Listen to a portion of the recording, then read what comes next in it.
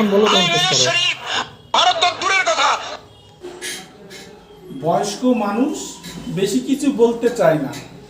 বাংলাদেশ পাকিস্তানকে বাপ করছো, বাপ করো, বুঝেছো?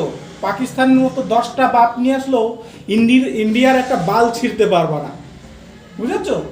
চলে আসো যুদ্ধই, হ্যাঁ, পেঁয়াজ না পেলে না খেয়ে মরে যায়, সাথে আবার যুদ্ধ করতে আসে ভারতের সাথে।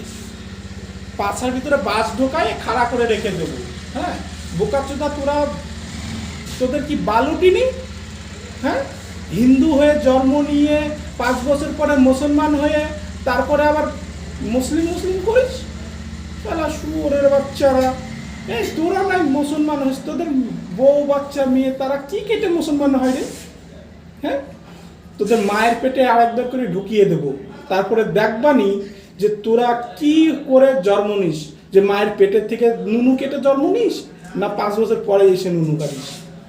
বোকাচোদা বাংলাদেশ মুসলমান, শুয়োরের বাচ্চা।